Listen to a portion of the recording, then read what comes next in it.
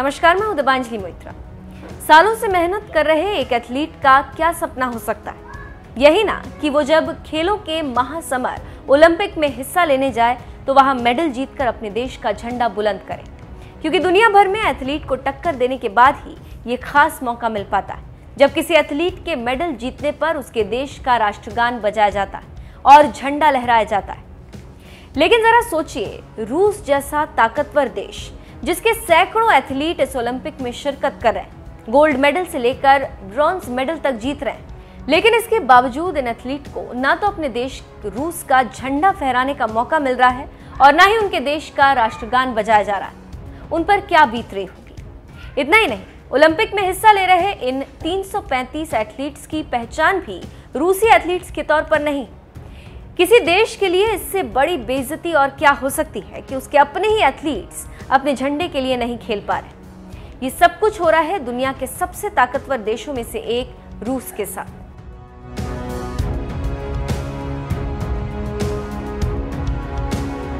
रूस 28 जुलाई तक 7 gold medal, 10 silver medal और 6 ब्रॉन्ज मेडल समेत अब तक कुल 23 मेडल अपने नाम कर चुका है और मेडल टैली में चौथे नंबर पर मौजूद है। लेकिन इसके बावजूद मेडल्स जीतने वाले इन रूसी एथलीट्स को अपने देश का झंडा तक फहराने की इजाजत नहीं दी गई और न ही उनके देश का राष्ट्रगान बजाया जा रहा है।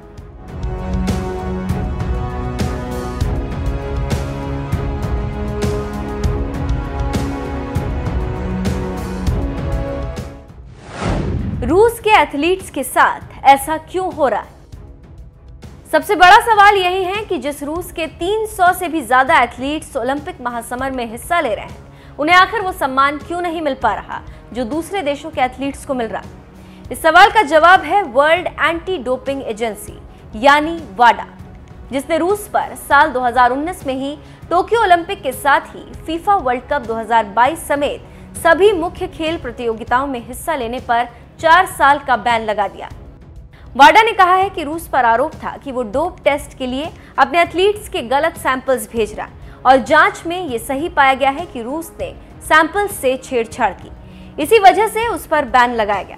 इस सजा के खिलाफ रूस ने 2020 में court of arbitration for sport में अपील की थी, जिसके बाद बैन को घटाकर 2 साल कर दिया गया था। यानी अब यह पाबंदी दिसंबर 2022 तक बरकरार रहेगी।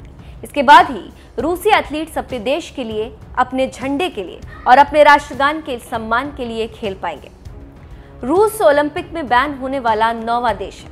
हालांकि डोपिंग की वजह से पहली बार किसी देश का झंडा ओलंपिक में नहीं दिखाया जा रहा। इससे पहले ऑस्ट्रेलिया, बुल्गारिया, तुर्की, हंगरी, जापान और जर्मनी पर विश्व युद्ध में हिस्सा लेने की वजह से प्रतिबंध लगा था, जबकि दक्षिण अफ्रीका पर रंग भेद की वजह से और अफगानिस्तान पर महिलाओं पर तालिबानी अत्याचार की वजह से प्रतिबंध लग चुका है।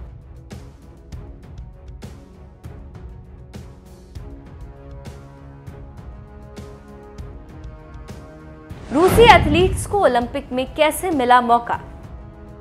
जब डोपिंग एजेंसी वाडा ने रूस पर बैन लगा दिया है, तो भला इस देश के एथलीट्स को टोक्यो ओलंपिक में खेलने का मौका क्यों मिल रहा?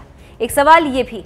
तो आपको बता दें कि रूसी एथलीट्स भले ही ओलंपिक में खेल रहे हों, लेकिन वो अपने देश के झंडे के नीचे नहीं, बल्कि रूसी ओलंपिक समिति यानी आरओसी के झंडे के साथ ओलंपिक में हिस्सा ले रहे हैं, जिसका झंडा रूस से बिल्कुल अलग है। ये सभी रूसी athletes authorised neutral athlete category के तहत ओलंपिक में खेल रहे हैं। इनकी पहचान ओलंपिक एथलीट्स के तौर पर होगी, रूस के नहीं। और मेडल जीतने के बावजूद ना तो रूस का राष्ट्रगान बजेगा, ना ही रूस का ध्वज फहराया जाएगा। टोक्यो में खेल रहे रूस के ये वही खिलाड़ी हैं जिन पर डोप का कोई आरोप नहीं था। उन्हें ओलंपिक समिति ने आरओसी के झंडे के तले खेलने की अनुमति दी।